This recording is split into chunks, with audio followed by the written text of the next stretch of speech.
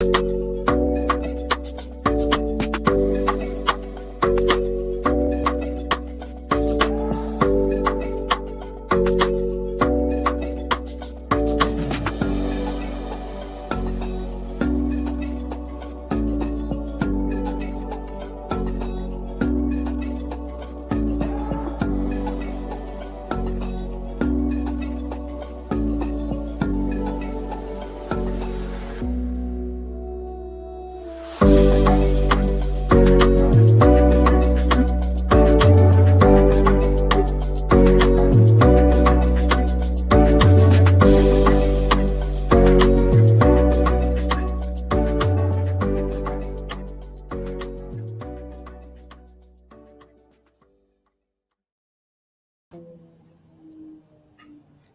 evening, good evening, good evening, and welcome to Gravity Talks. I am one of your hosts, Vicki Yelverton. I am the proud CEO of Yelverton's Enrichment Services, where we've been providing mental health and physical health supports to the community for over 15 years. And I'm also a newly licensed clinical social worker, and I'm excited to be here tonight.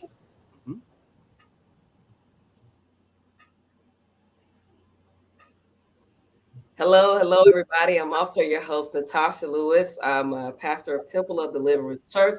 Also been working in mental health for about 15, 16 years, and super excited about the topic that we're going to have today, and actually ready to get in and get going. All right. So before we introduce our guests, again, we are excited to be back. It's 2022, and we're starting the new year off with a heartfelt conversation about grief and loss. Natasha and I, again, through Gravity Talks, we continue to try and destigmatize mental health and continue to have these heavy conversations, these much needed conversations about how mental health is embedded in all aspects of life. And so, without further ado, I'd love to extend the invitation for our guests to introduce themselves. And we'll start off with ladies first. Let's see, Ms. Pat. Good evening, everyone. My name is Pat Richardson. I am the mother of Chrissy Richardson with the Monet Richardson Community Foundation. Glad to be here tonight. Awesome. Welcome. And next we have, let's see, Dr. Stephen. Yes, I'm glad to be here. I have my own business. It's called Everyday Consulting. I do not only do grief counseling, but I do other life transformation services. And just glad to be here and want to be able to share insight on things that do matter in terms of our mental health. Awesome. Thank you. And last but not least, Mr. Charles.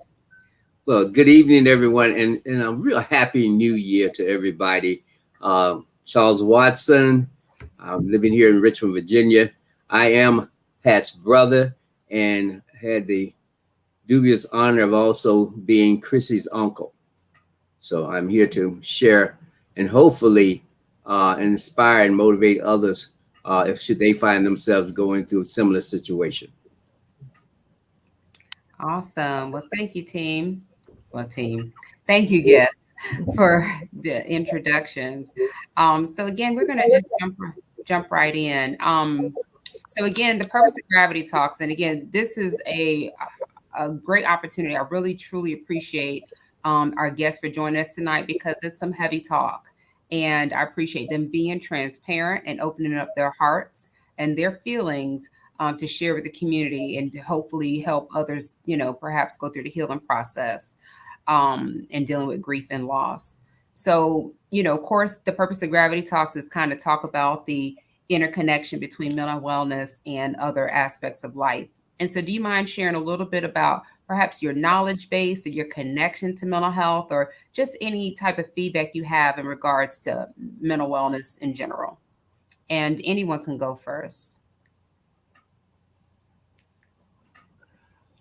And like in school, I hate to call out the first one. Actually, Vicky, I'd like to do something a little bit different if it's okay. Sure. Okay. I know I already put it out here, right? So actually, when you guys were saying Chrissy Richardson, if it's possible, just so that we can have an idea of who we're talking to, just give us a little backdrop on the situation, everything, so that we'll know, and then we can go into the topic, because we heard the name, but we want all of our viewers to know exactly who we're talking about and things like that. So if you guys don't mind just sharing just a little bit. Sure. Okay. So Chrissy was my daughter, and I say was, and I still say is. She was 23 years young. Christian Monet Richardson, that's her birth name. She's an amazing young woman, and she was a social worker, and she was in school at North Carolina Central getting her LCSW, and graduated from East Carolina with her BSW, and in 2020, and she was living her life at the fullest. Um, she was living her life unconditionally happy, full of joy and full of life, and had her own business as well called Nail Sets. Rich Sets was her business, Rich Sets, and so self-taught entrepreneur, doing nails and just living life and enjoying life. Um, Unfortunately, she was in an automobile accident on May 16th of 2021, and she didn't survive.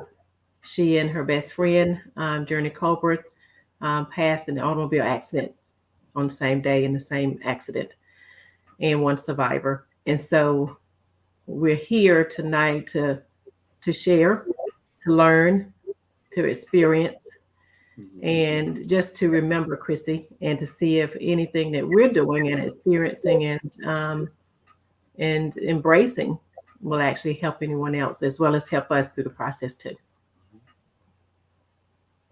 Thank Thank you you. for sharing. Thank you. Thank you, Aunt Pat. I know Miss Pat for years, and I appreciate you sharing. Chrissy was dear to my heart, and I was trying not to dive right in because I don't want to necessarily get emotional. I want to be able to facilitate this live. But thank you. You're welcome.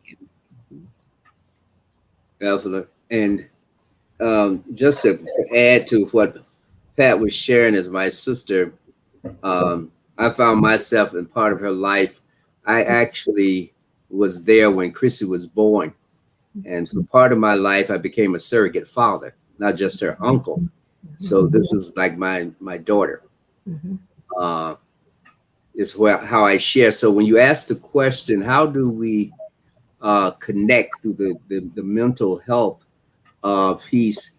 Unfortunately, sometimes it's because of the loss or a terrible loss of some kind that we start to grieve.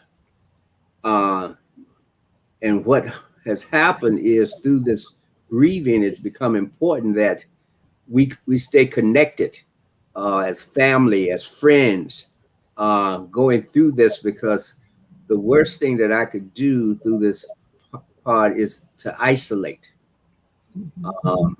to be alone, because there's so many side effects that can happen as a result of that. And so I often, even though I live here in Richmond and past where she is in Carolina, I often think of her daily because she's reliving this on a daily basis in terms of doing that, where some days I can sort of just go and just put my mind somewhere else, like in the classroom or where I'm at, that type of thing.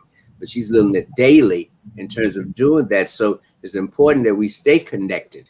We share. So when she came up Christmas with me, how wonderful a gift was to have that time with her, so we could just grieve a little bit and be connected a little bit, because we do have a very special bond. We really, in fact, we're parents raising Chrissy and her brother in terms of doing that. So we need more than ever now to continue to stay connected because of that missing part of the family unit is not there. Thank you, Uncle Charles. You So, know, Dr. I'm gonna put you. There you go. Okay. The interesting thing about grief is that it is private, it's personal, it's unique, and it's shared by everyone that has experienced the same loss. For example, however many that were connected to the loved one you lost, are all grieving that individual. And everybody's going to grieve differently. And with that being the case, you're going to find some people that are going to keep themselves busy, to not think about it. Others you may find that may be more open in terms of sharing their emotions and the what and whatnot. I think that when uh, when we approach grief from a community standpoint, then we learn to respect how the other person is grieving, and rather than say things like, "Well, you should or shouldn't be doing this," you approach it from the standpoint of saying that, "How can I best help you?" And I think that if we look at grief as something that can be shared in a community aspect of helping one another, then we can all learn how to heal. From my own personal standpoint, um, I want to share one of my stories on grief and how I didn't grieve appropriately because I didn't have anyone to connect with. And it's good to see the two of you are connecting with each other because you can help each other. But I had promised both my mom and dad when I was in high school. I was 18 at the time, that I was going to go into the military and make a better man of myself. So I left on my 18th birthday, went in the military, and 3 days later I had to turn around and come back because my mom passed away. And so that was kind of upsetting for me because now my world, as I knew it prior to that loss, had now been upended. And I didn't grieve appropriately. I thought that in order to, you got to be strong. You can't show emotions. That you come from that background that says men don't cry and all the other stuff there that I learned later, that to repress those emotions, they're going to come out in some other kind of way, and they did. And I started engaging in aberrant behavior and the like. But I had a sergeant at the time that spoke to me and he said, "Look, I know why you're acting the way you are. It's because you're grieving the loss of your mother." And so that helped validate what I was feeling, but I didn't know how to express it. And when we have a community of people around us, we have people that can validate what we're feeling because guess what? They get it. They really get it. And and we can draw from one another. We can help one another begin to move forward. And eventually, I did get the healing that I needed and went on to retire from the military. But I guess my point is that when we're grieving a loss, it's always great to have others that are in different boats but the same storm. So what I got a question about that. I noticed that in experiencing grief, that sometimes you have some family members that say, you should be over it by now. Get over it. You can't bring them back, and why are you still crying about that? And I do get it that we're in different boats, but we do have family members that will do that. I don't want to be bothered. I don't want to have to crying, and I don't want and they will shun us sometimes. And so, how do we look at that? Because sometimes I think that grieving can make you, depending on how people respond in that community, then it can oftentimes make you feel as if you have to keep it inside and it has to be severely private.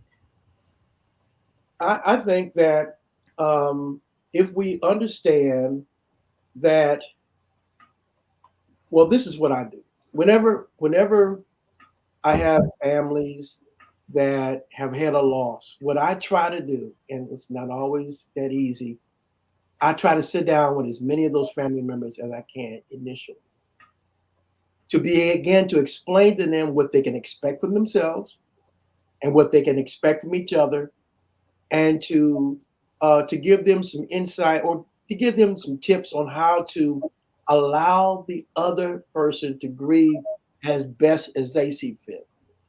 And sometimes I may say something like this: is, for example, when you've lost someone, a lot of times you got everybody that's bombard you with all these cliches. I'm sorry for your loss. He or she has angel's wings. And you hear these things over and over again. And when people tell you that from their own heart, they mean well.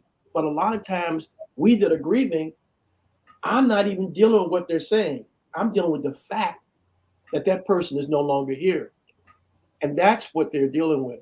So I try to share with people, look, this is what you can expect, to accept each other. So sometimes what I have to do, if I'm working with one family member, I may tell them something like this. Tell your loved ones something like this. This is the way I am right now. I'm not going to always be like this, but this is what you can expect from me.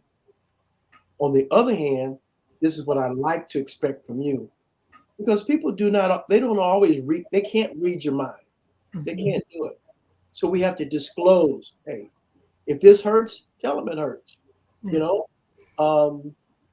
So, that's one way of handling it. If I can talk to everybody, try to get everybody in one room and begin to talk about the ABCs of grief, the basic tenets of grief, so that they can appreciate and not, demean and say, well, you need to get over it.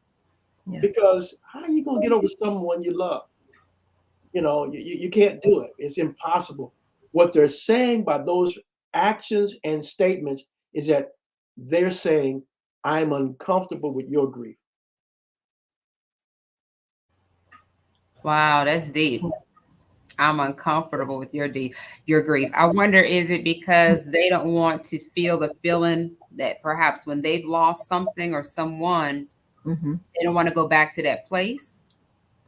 Well, I think that's part of it. I think part of it is the fact that I blame it on our society. Mm-hmm. And, we have a culture, and hopefully we've drawn from some of the cultural norms that came from the motherland, and we can probably approach these kind of things a little different. But I blame how America has painted positivity and negativity, and grief is considered to be negative. So we want everybody to be upbeat, just confess it away, pray it away, fast it away. I mean, we want it to magically disappear. And the truth is that grief is part of the cycle of life. And to deny and to repress what's part of the cycle, I don't heal appropriately, or I'll get a skewed view of what it means to recover from grief. It's not getting over. I mean, the thing of it is that we can't get over these feelings because they don't magically go away, you know? So you learn to navigate them.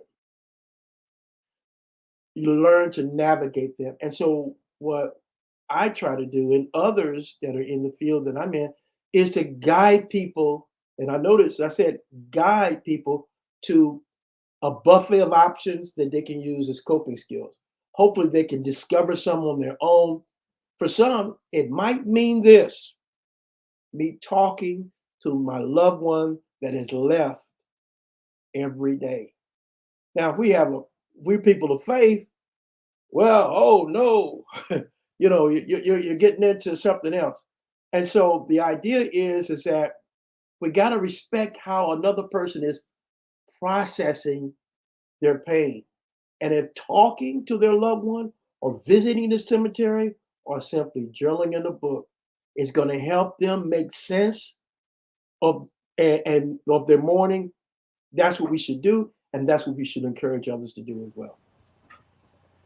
So thank you, Dr. Speaker, because I think that, like Miss Natasha mentioned as well, people grieve differently and they have different times of grief and then there's seasons of grief. You know, Miss Pat or Charles, can you share like what are ways that you could describe how your grief has been thus far? Because this is fairly new. It hasn't been a year yet. Mm. How have you, what has your grief looked like and how have you learned to navigate through that? Mm. Okay. You first, Pat, or me? You can go. And I'm going to respond to a couple of things that Dr. Gardner brought to the attention. Our culture, unfortunately, has shaped our environment, has sometimes shaped our way of expression. And for males, black males, we, and let me say this, I'm 70 years of age.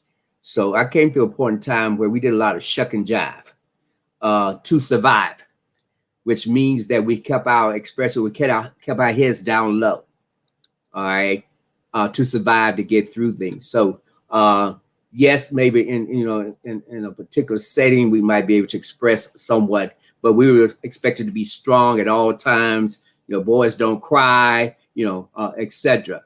And with this particular tragedy, and I can name some others, but I'm gonna focus here on Chrissy. That is not my case. That is not my story. Being in that delivery room and her birth and her handing her to me, I feel the loss. And I'm learning to try to navigate it in my way of expressing. I get up in the morning and there's a plaque that was given to us, and I talk to Chrissy. I say, "Good morning, Chrissy. Okay. Hope heaven is okay, Chrissy. I can't wait to see you myself." I like to think, and I said I was going to do this. I like to think that God don't make any mistakes, but sometimes I'm angry. Sometimes I'm hurt because it happened so suddenly. I didn't get a chance to say goodbye. So better days than other days. The other day on my way to work, I pulled off to the side of the road and I just had a good old cry because I'm having to get myself centered when I leave my home because even though I'm retired, I'm still a teacher. So I'm going into now a whole nother population that day that's going to require more of me. I was in a training class that I was conducting, and I asked the question, how do you see yourself in just a couple of years, right? And high school students, juniors and seniors. And one of the young ladies said, "Well, I would like to be a good parent." And I found out that she was pregnant. And when she said that, it just went through my spirit. And before I knew it, I just started crying right in the middle of the room. I was so vulnerable because that's all we ever wanted to be, was good parents. That's all we wanted to be and what we tried to be. So like I say, the hurt is that it happened so suddenly we didn't get a chance to say goodbye. And it's like just snatched out of the situation. I like to think the God of my understanding is utilizing this beautiful young lady as an angel and keeping her doing the good things that was doing. But Pat shared some things with me, her friends shared things with me, and I was saying, God, it was amazing, the lives and things that she did in her short life here. And some of us live a whole lifetime and never even do half of this. So that then brings some joy when I hear those things about her.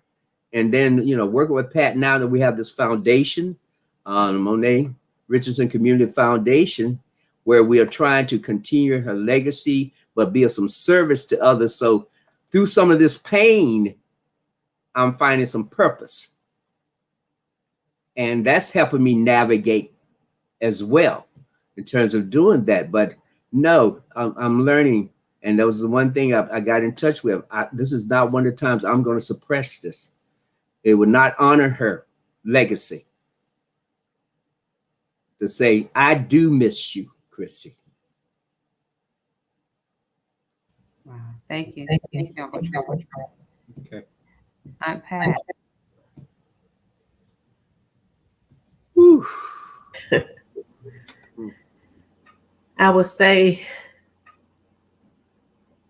I talk to Chrissy. I kiss her picture every night, good night, and every morning, good morning. I visit her. Sometimes I feel like I need to move to Nashville where she's at.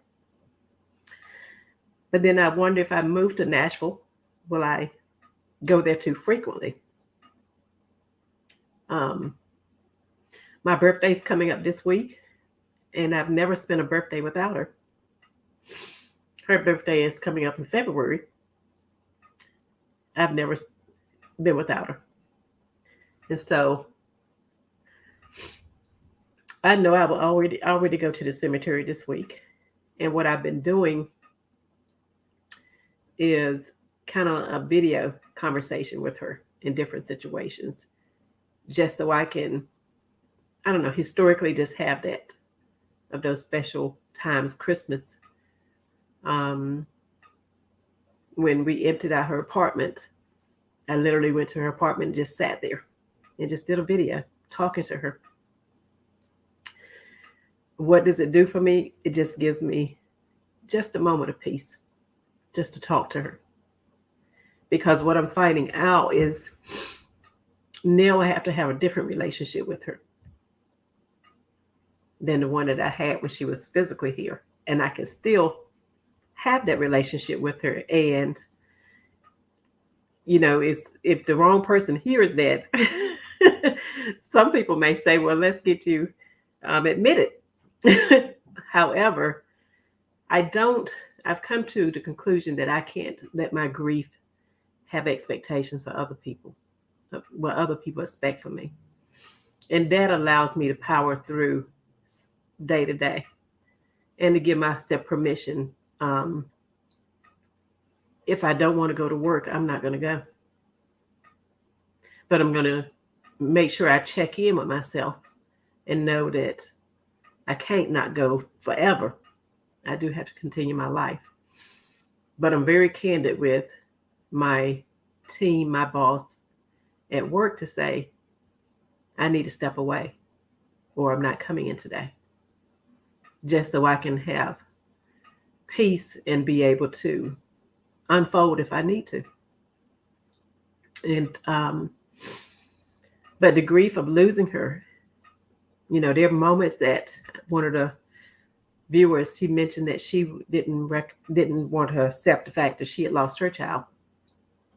And there are still moments that I say, Chrissy's going to walk in the door. Those flashes of denial pop into your head. And I know that's not true, but it happens. It pops in and it can stay there if you let it. But then I also know that that's not true. But I just know that Chrissy would want me to go on. She will want all of us to go on. And knowing the person that she was here on earth and the way she impacted people, the way people loved her, the way she loved people so much, it gives me just a little bit to carry on. And there are days I want to step back and I don't want to do anything at all. But then I think about how she carried on, how she just touched so many people, made such a difference, and tirelessly. Tirelessly. And you would wonder why sometimes I could never reach her.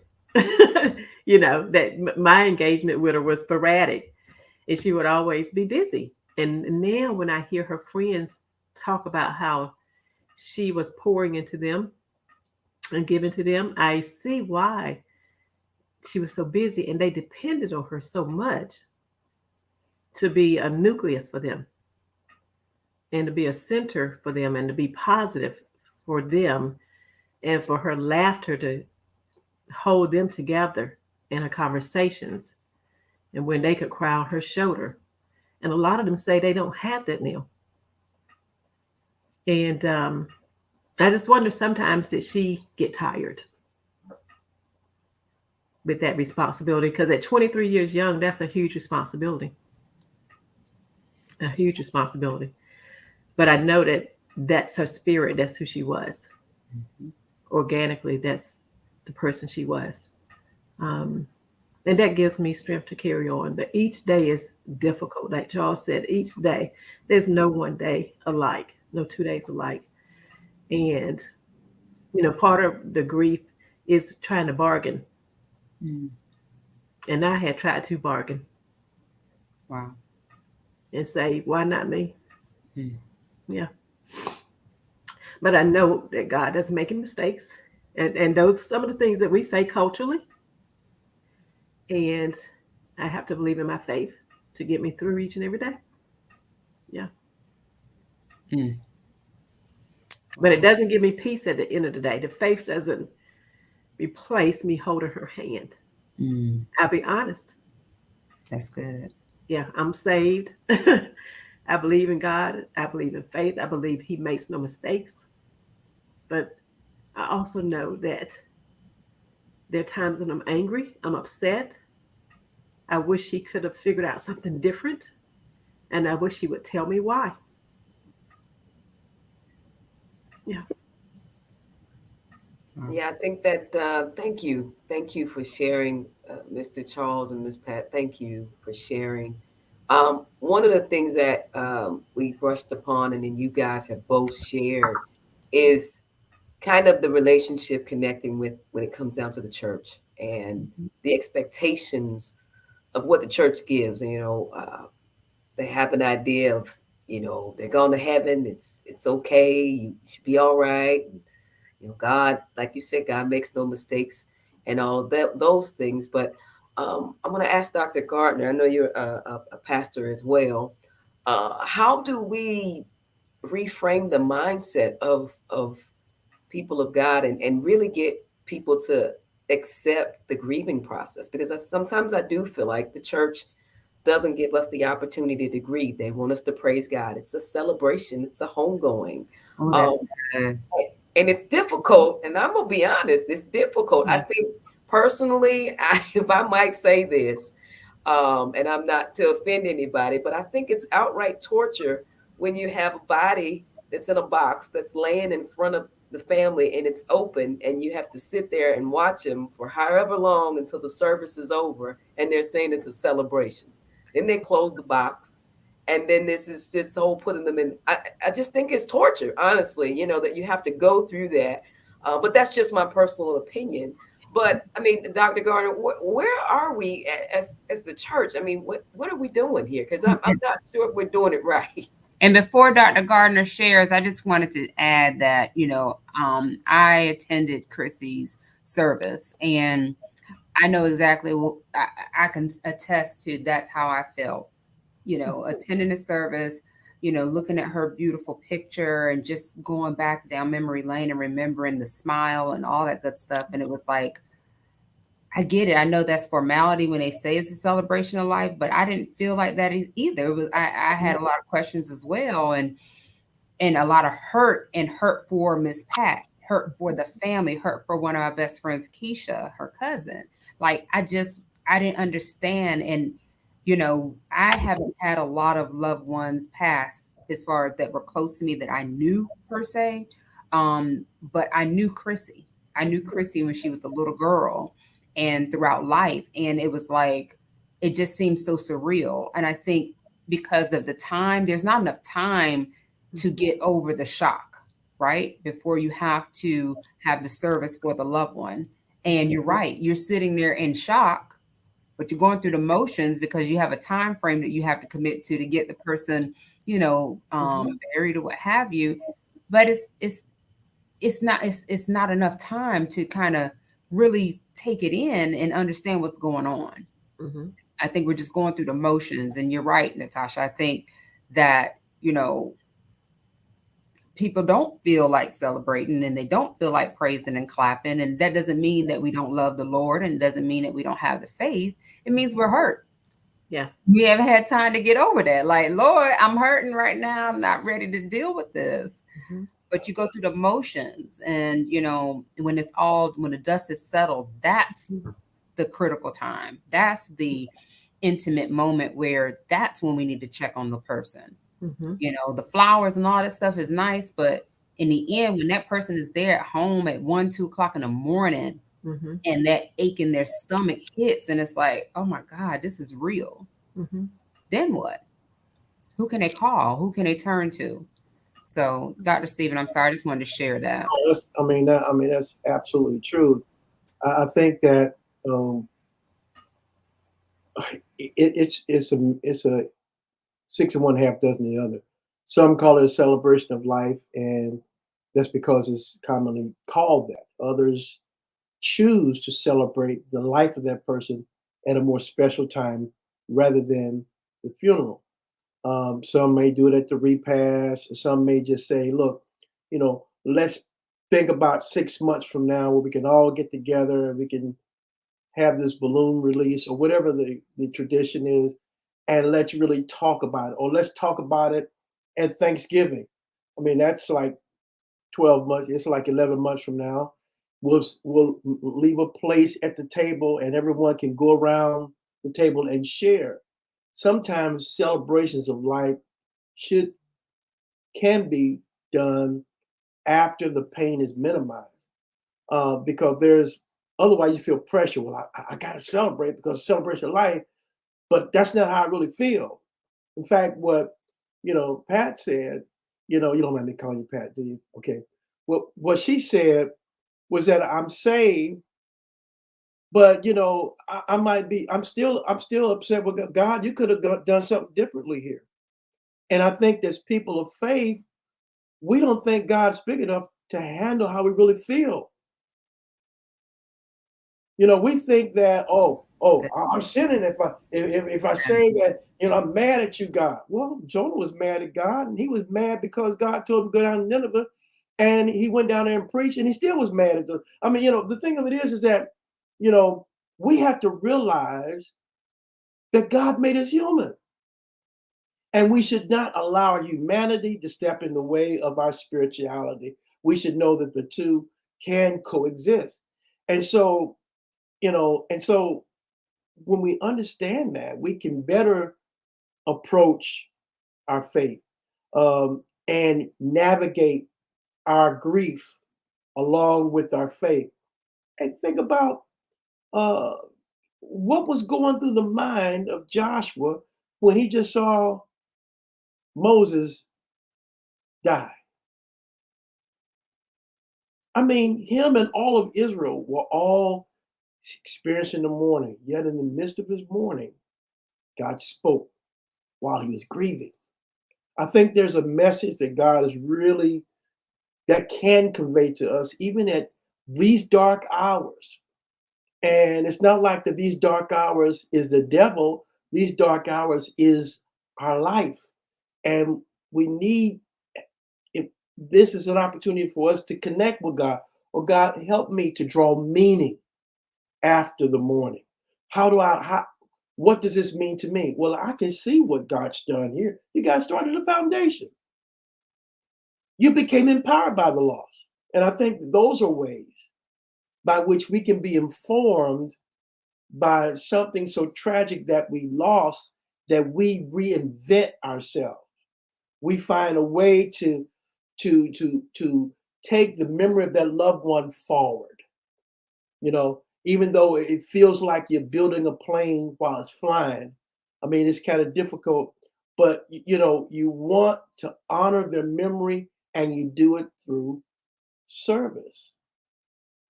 I think the church needs to allow is to create a theology, and maybe Natasha, you can probably you could be the one to do this.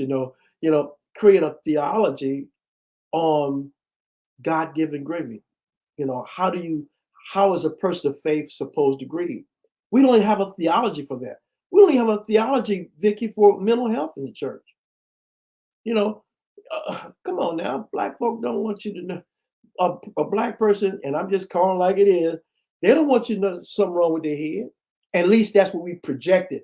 That to have these mental health issues, that I'm crazy or I'm less than. No, it means you're human, not less than.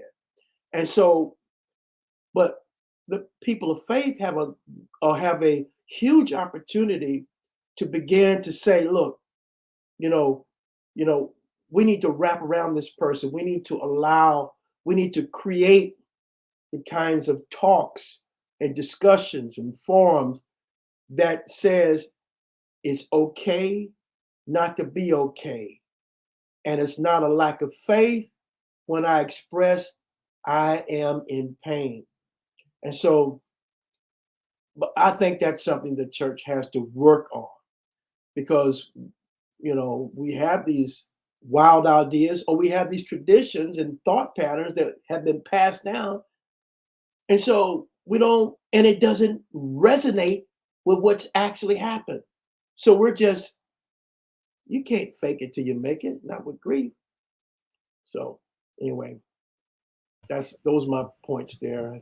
That the church got to write the black church needs to write a theology on how to grieve. Dr. Garden, if I may, Yes, and sir. then pastors, you certainly could come in. I'm glad to know, yes, and that definitely needs to happen because going through that funeral, it was not a celebration. It was more shock to even get everything arranged and all because of the time frame that, needed to be done. And then on top of that, it was a closed casket on top of that in terms of doing that. So there wasn't a whole bunch of celebration. It was just at that whole point there. But since that time, Mm-hmm. I'm starting to take away from that is greater inspiration. Because see, not only the God of my understanding, I believe in the spiritual principles. Okay. And so I'm finding that I'm now trying to love more, be more compassionate, okay, have more empathy. Okay. Make sure that at the end of the day, I don't have to go back and make an amends to anybody and that type of thing here, because she inspires me to say, because life is too short. Life is entirely too short. I don't want something to come out of my mouth that's going to hurt someone and they not be there tomorrow for me to say, I'm sorry. So it's caused me to have these spiritual principles and try to apply them in my life and with others that I'm interacting with because of the things she did in her life. So when you start to draw on those things, that helps me. That's why I say good morning, Chrissy. Mm-hmm. Because I don't wake up in the morning God Center. I don't know about y'all. Okay. I've got to get there. Okay. And she helps me to get there sometime, because like I said, before I go out in that schoolhouse, I want to make sure I'm not arriving and carrying all my issues there and there. And I've got to get centered. And because of what she did and how she's interacted and poured into people, that starts to pour into me as well. So yes, as far as the religion is concerned, like I said, theology needs to be done, but it's the spiritual principles that we need to apply in our life: acceptance, understanding, compassion, forgiveness. Oh Lord, forgiveness. All right, and more of that uh, Yeah. is being derived from this situation, and saying, "Hey, I appreciate." How many times in a day you hear people and you talk to people, but how many times you turn around and say, "Hey, you know what? I really appreciate you." Wow. Not take it for granted. Not take it for granted. Okay. Because I may not have that opportunity to say it later. I may think it, but why not go ahead and say it? And when we say I love you, that's fine. But are we walking the walk or just talking the talk? Well, And all those things, I'm being inspired just because of her. I no longer hold back those expressions anymore. And put, like you say, I'm a great believer in karma. What you put out there in the world will come back around and bite you in the butt. It will. yeah. But again, sometimes they say you have to have a jarring experience before it unlocks it in you. And so as I'm, like I say, she's pouring into others, I say, hey, here's my time to pour into someone else too. Yeah. So I encourage our churches to say, yes, it's time that we say we want to love you. Because when he said Jesus, he didn't send Jesus to a wonderful, happy place. He sent Jesus to save us from ourselves. And that's what we need now more than anything else. We need to be saved from ourselves.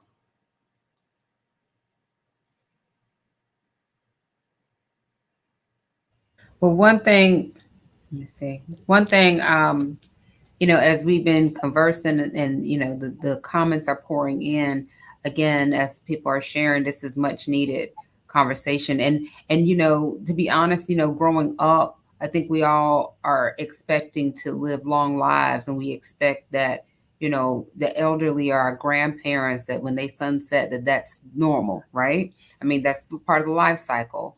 But I think that there's never a right time, even when it's a child that passes, or even when it is a grandparent or older person that passes. I think it's the connection to the person that still is hard to lose.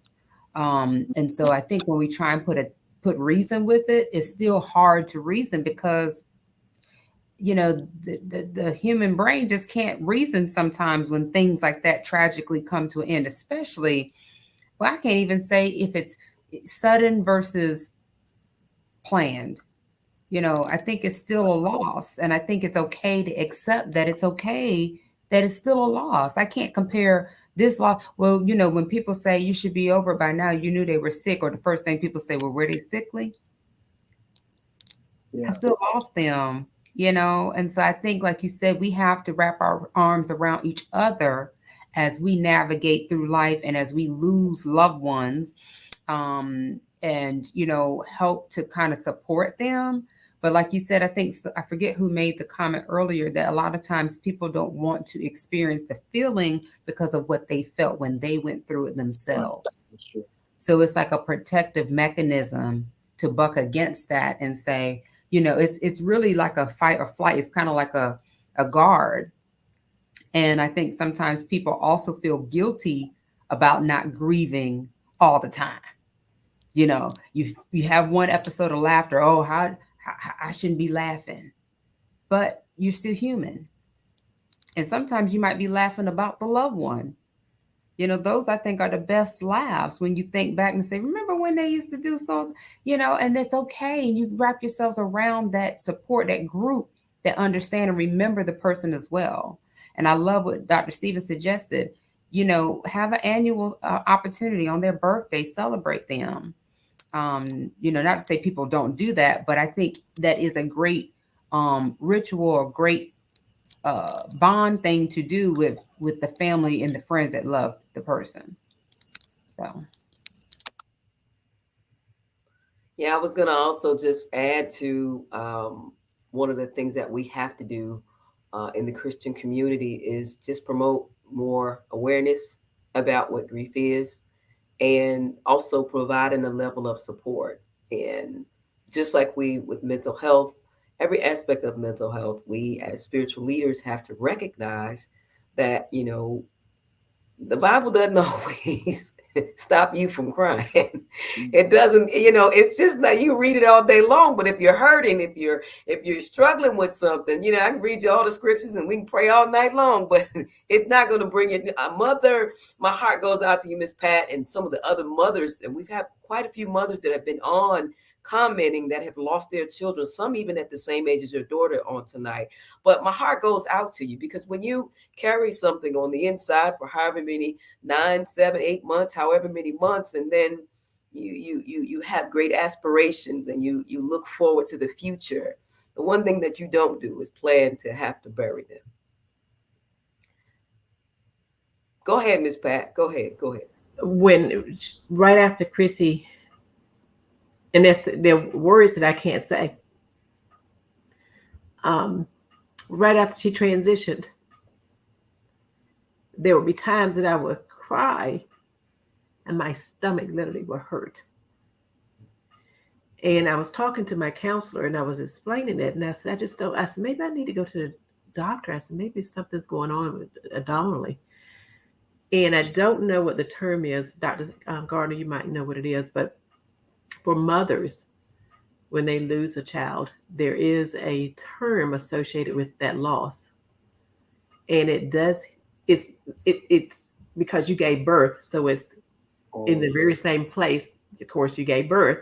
So literally when you experience that pain, it literally feels like cramps, like like delivery pains, like you were having pains again, as if you were delivering. And I experienced that for a couple months. And sometimes now I do, but not as often. but it's such a pain of almost like a knife, and it's it's just nothing like it. So when you experience that loss as a mother, it is intense. Yeah, it is intense. Another thing I wish people would understand is that when you experience a loss, that people don't realize that you're actually depressed,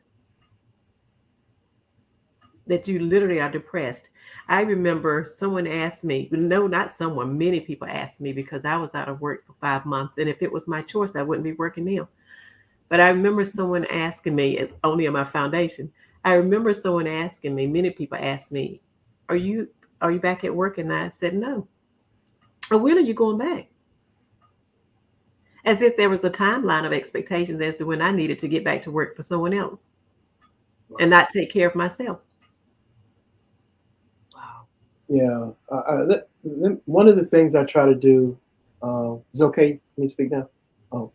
Oh, one of the things I try to do is when I'm sitting down with a client or a family, I try to tell them that try to understand grief not from a time frame, but reframe that idea that it's a process. Which I've seen some of the comments that there is no time length, time frame as how long a person is supposed to grieve. I've had people to come to me that were grieving and they had a loss 5 years ago, but now they're ready. So someone would look at that like, well, what took them so long? No, it's this is a time that they're ready to process or they're ready to move forward with their grief.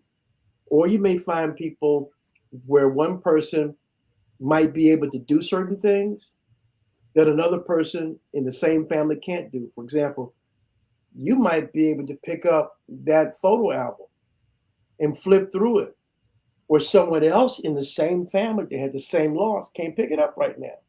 You know, there is there is a uh, so each person goes from this phase of sorrow before they can move to a phase of celebration, and so it's different.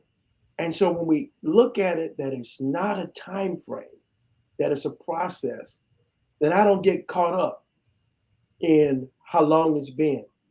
And I don't allow others who have quantified what they think to begin to bother me. I begin to say, look, it's different for everyone. And so and the thing about it is the other thing is, and this is for all those who are watching that want to help people. Remember this: when a person is grieving, you know they're grieving, and you enter into their space and they open up to you, even if they say things that you're not comfortable with, they've invited you on their journey. And as long as we keep that in mind, we can remain as supportive, not trying to fix their frame of mind, not trying to fix their grief, but how can I help you? Sometimes the only help a grieving person needs is somebody to listen.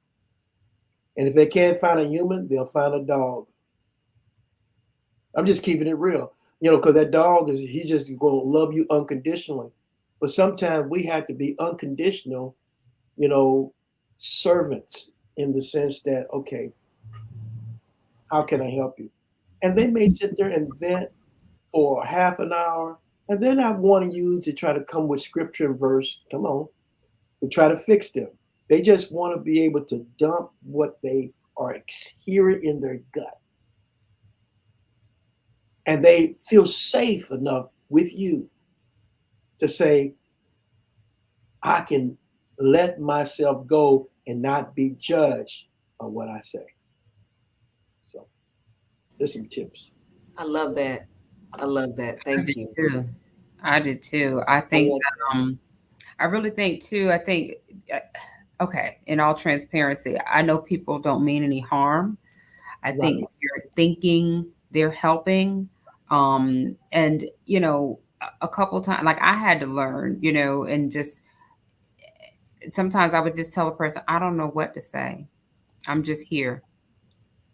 and that was it. And I just sat there and listened, or just sat there with them in silence, because I think people think it as a safety mechanism. They just automatically start talking and trying to comfort you and saying all the wrong stuff, and you like, oh Lord, please stop talking.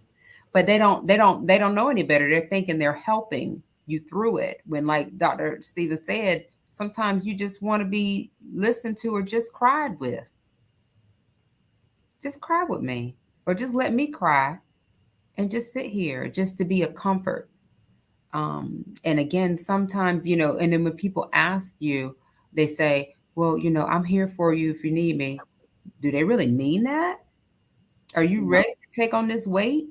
they don't mean it. Because it come heavy. And then they be like, whoa, I didn't think they were going to unload like that. Well, then don't offer it. Don't offer it. Be ready. Be ready to truly support. And like you said, to serve. Yeah, I think you're right, and I think one of the most important things that we have to remember, culturally, is that just because the service is over doesn't mean that you don't have to be around anymore. Doesn't mean that your family and your loved ones don't need you. They need you more. They need you more, because the reality is sitting in, and that loneliness is starting to kick in, because now all the people aren't there. They're not planning for something. They're not getting flowers. They're not constantly calling this person, making sure the program is together. All of that stuff is done. And now it really gets the opportunity to sink in. And so when we disappear, though, we disappear after the service. We go back home. And there are some cultures that do, it's a month-long process of before they even go through the service. It's a whole month where they eat, they come together, everybody's off work, and they just spend that month-long time together to give everybody a chance to process. And so by the time that, we actually get to the service, they're not great, but I think that they're a little bit better than what they would be. Um, I just think that we really got to be present, and not just leave us there alone. And you have 1,000 people that will come and support at the service, and then after that you got your Fantastic Five, and that's it. And and that's kind of the reality of it. They'll bring the chicken and the sodas, and but after this is over, there are days you don't want to cook. There are days you don't want to get out of the bed. You still need those things. And I think that we have to remember those things, that it's a process, and they're going to need us more now after the fact than ever before. And I mean, I love the fact that Miss Pat and Mr. Charles, if you guys got in that relationship, and you just, I'm sure if y'all just need to cry, y'all got that relationship where you can just sit there and listen and say, I know. You don't have to say nothing. You just know. And I think that if we were able to have more people like that in our families, even in our churches, that things would be a lot better. If I can just share this for a minute, I pastor, and I've been pastoring now for, oh gosh, 18, 19 years. And I do a lot of eulogies. I do a lot of services. And and I can admit it. I mean, there are times where I cry at the service. I right there, and they looking at me, Reverend, you gonna be okay? You all right? Do we need to find somebody else? And I'm looking, I'm like, well, I love them too. It's not, and I'm expected not to, and I just think it's unfair. I didn't think you was gonna make it. I said, I got tears. I'm human, and I don't want to be strong. If I want to cry, I want to cry, and and so I cry and get myself together, and we get through it. But it's just that whole aspect of it, it's weakness, but when it's love, and we forget that even when Jesus' his friend, they kept reiterating the fact that it was his friend Lazarus died. He cried. He wept. And I think that was one of the most sentimental things to remind us that it's okay. It's okay. So go ahead, Dr. Gardner. You got something on the tip of your tongue. I got a sermon I'm gonna do now. You gave me some notes, but I mean, I loved him too. That's what Jesus was saying. I loved him too. And so we need to allow people to love them too, and share in how they're loving them too. And I think that it's just a whole new way of looking at this whole grieving process, that it doesn't have to be so um, archaic as we have approached it. Um, you know, because some of these archaic models don't lead to healing. And see, this is another thing. If I don't properly grieve, I don't properly heal. And so what happens sometimes, and this goes back to why maybe some people don't want to, they want you to get past it, is they might be triggered by a loss that they did not necessarily complete, you know, and they might be triggered by that. Well, I didn't have the kind of closure that I want, so and I just sucked it up and moved on. So you need to do the same thing too. And you know, we need to understand that and that saying that too also, that there are going to be times when we've had a loss that it will take us back to another loss. Maybe a loss that we did not get the closure, and it's okay. Now is the time to deal with it. When I sit down with some clients, and especially those who've had multiple losses, and those are the hardest ones, I think, for any of us that have had them back to back to back. And I sit down and I say something as simple as this: choose the one you want to grieve now, and let's talk about that. Rather than try to, I'm gonna grieve all of them together. No, choose the one. And I've seen people that have chosen something that was 5, 10 years ago, rather than the one that's most freshest. Because when they get the healing there, they're gonna be better equipped to heal present. And it's just something that I learned. Maybe you guys, you clinicians there, you probably have seen, something else. But choose the one uh, that you want, that is most important to you now. Prioritize that one first, and then walk through that. So, just some thoughts. Thank you, Dr. Stephen. And I think, as we turn the corner and talk about um, our final discussion point, I think we can all blend it together. I mean, the time flies by, right? And like we said, we definitely want to extend the invitation for a part two. I think that this was enough to at least initiate the conversation, initiate the talk, at a step towards in the right direction in your journey. Because again, I still believe we're stronger together. So I Yes, know Miss Natasha is going to bring us together with the full circle, and that'll give us a chance to share.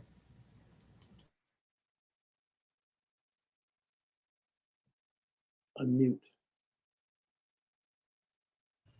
Thank you guys again for sharing. Y'all got me all emotional here. And I mean that from the bottom of my heart. It takes a lot to be able to just talk about it. And thank you for just talking about it, because I think that one thing that we did today successfully, I feel, is that we put the word out. We sounded the alarm that it's okay. It's okay to grieve. It's okay to still be grieving. It's okay. And in the midst of it being okay, that it's all right to get help too.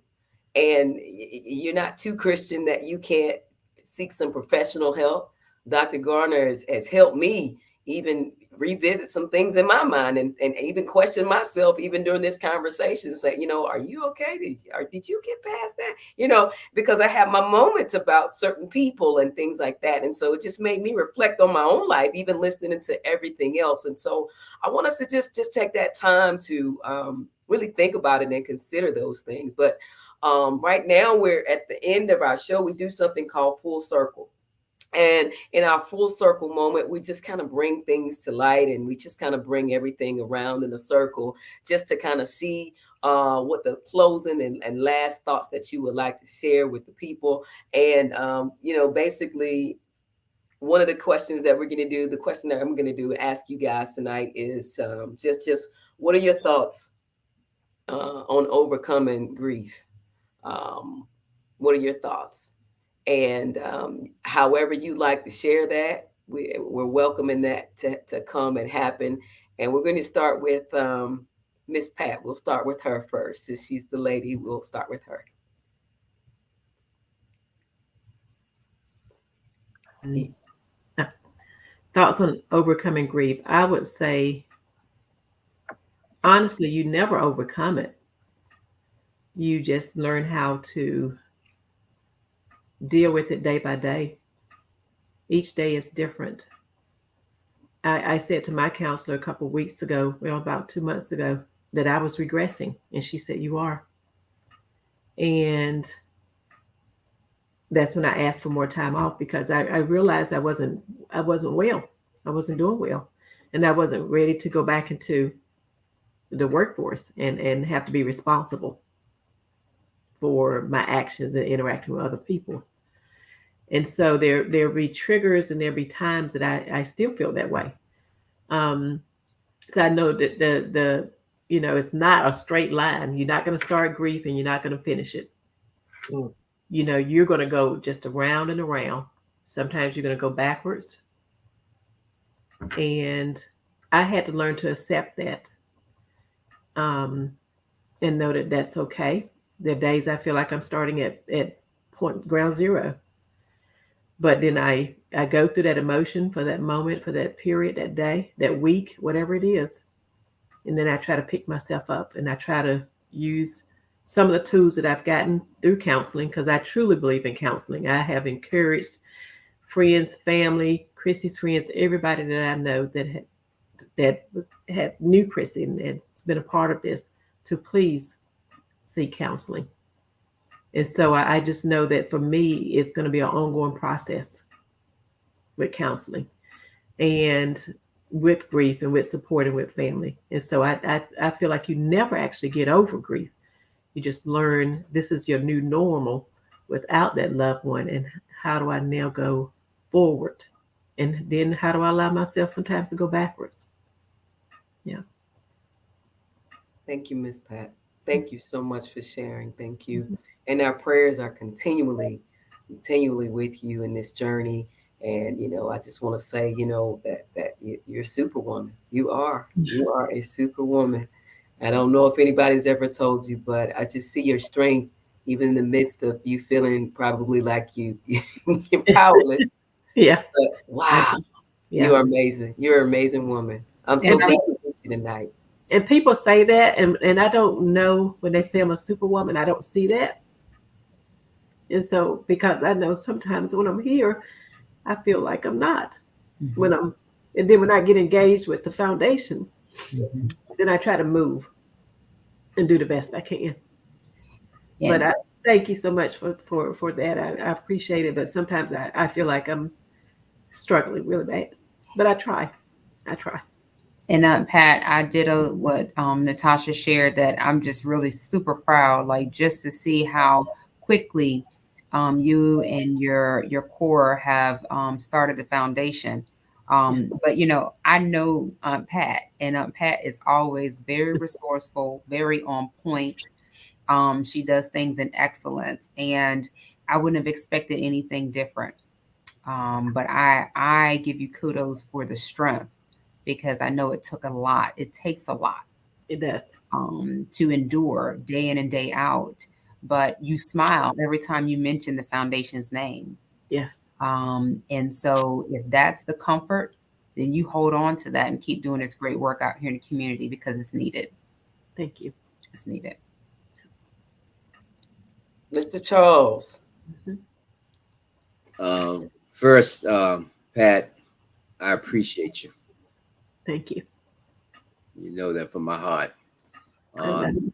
Long before this, um, it's as I say, we have a special bond. We've lived together, we raised a family together, we've done things. So I appreciate you. Thank When Pat asked me to share in this forum, and I said, okay. I said, you. well, yes, I'll support you. But then at the same time, I said, personally, I said, but hey, Charles, you could learn something here. I said, but at the same time, maybe someone else could be inspired by what you're going through, which is what I'm learning is more importantly today, um, is to help others get through and achieve some things in their life as well. It's like I say, some days are better, some days not so good, but always trying to move forward here. But one of the takeaways I have, and this discussion is much needed, and I certainly hope we do it, number two, is that I keep hearing, the message I keep hearing is self-care. And whether you want to call it mental health or mental wellness, this is all self-care, in which we need. And we need to have self-care. We're not 100%, none of us, at any given point in time. So if it's outside professional help that we need, if it's counseling that we need, is it having a conversation with we need, whatever that is, that's important. Self-care is important in order for us to continue to live on this earth, since we haven't done what she has already done. So we need to continue to go forward and do that. So one of the things that keeps me going on a day-to-day basis, because when I got the plaque and I sit down and I read it a couple of times, and it says, when you are lonely and sick at heart, go to the friends we know and bury your sorrows in doing good deeds. Miss me, love me, but let me go. And working through, like I say, this process, being a part of the foundation, talking about this. Pat had these most beautiful blankets made with all her pictures. And Pat, I went and I spread it out over in the guest bedroom. So I can go see, and I look, ooh, this is what she was doing. This is when her hair was this color and that color and all that, and living those moments and rejoicing in those moments is so important in terms of doing that. I think we should have happy memories. I think that's so important that we have some memories. How can I say I love you and I don't remember you? How can I say I loved you and don't rejoice with you? And that's where I'm trying to go and be at that point in terms of doing this. I miss you. I love you. And I can't wait to join you. But I'm going to talk about all the happy things you did and all the different hairstyles you had and all that went to that made you you. Because I also saw you when you first came into this world. And I can't wait to see you when you have your wings and I can join you as well.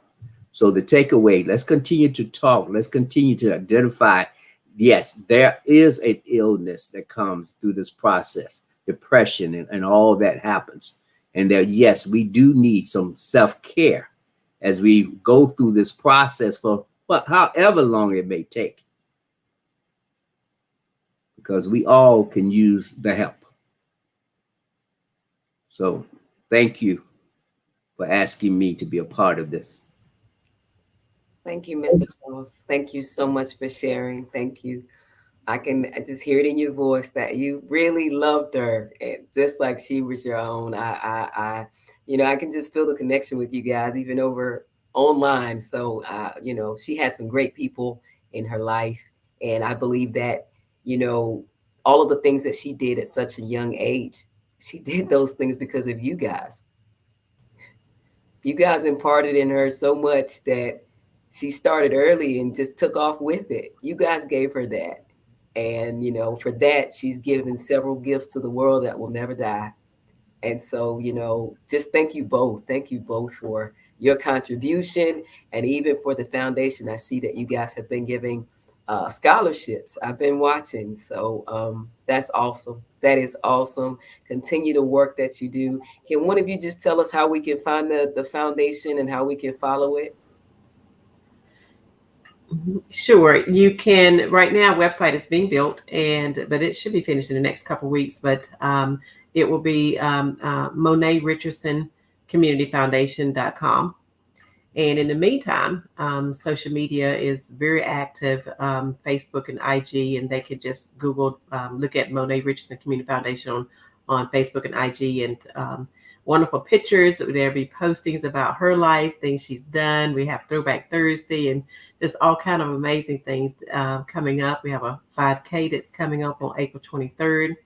That's going to be at her high school here at East Chapel Hill High School. And on this Friday, her high school is actually honoring her on this Friday at the varsity girls basketball game, and they are retiring her jersey. Wow. Basketball, and they've never done this before. And it took an act of Congress to get it done. Pat don't play. I'm telling y'all. They are retiring her jersey and presenting it to our family on this Friday at the Chapel Hill East game, which is the rival game, which is the biggest game of the season, and doing a presentation. And so, you know, I'm honored to be her mother. I am. I'm honored to be her mother, to tell her story and to continue her legacy, and to continue caring about the people that she cared about, which were children, youth, young adults, her peers. She really loved giving back. And so I'm honored to be able to do that. Yeah. Pat, do you have that beautiful picture? But she took several beautiful pictures. But do you have the large beautiful picture that you mind showing it real quick? Sure. Yeah. If you don't mind walking with me, we're gonna actually go into this. Some people call this actually um, Chrissy's Look room. at there. Woo! Yeah. Gorgeous. Yeah. So Gorgeous. yeah, that's my baby girl. Yes. Hey, Chrissy. hmm Beautiful. Yeah. Wow. Thank you, thank you, thank you so much for sharing. She is a beautiful, beautiful young lady. Um, I tell you, we'll definitely, guys, remember, jot that down and how we can support. We definitely want to do that from Gravity Talks and, just even community as well. We definitely want to push that to allow, make sure that, our dreams continue to live on and we're still pushing those things. So thank you again. Dr. Gardner, we want to hear from you now, sir, the professional on the platform. I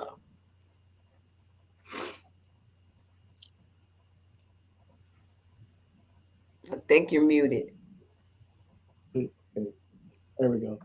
You guys have all shared some wonderful things tonight. I'm just honored to be here.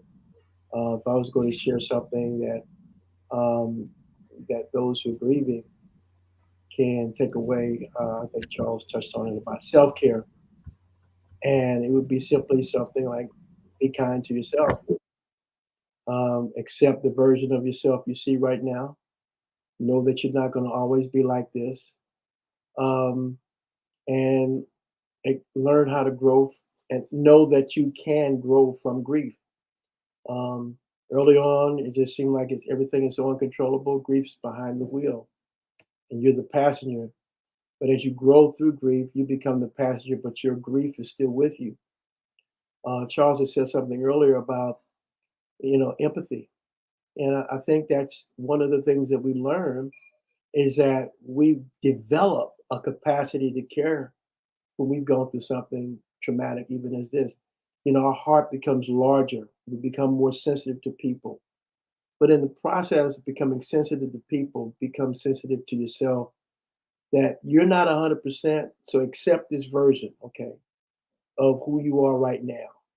You know that sometimes you're going to get irritated with people and that you're not going to be yourself. Sometimes you're going to be forgetting, you know, or like Natasha said, sometimes you just want to stay in bed all day. All of this is normal and it's natural to be that way.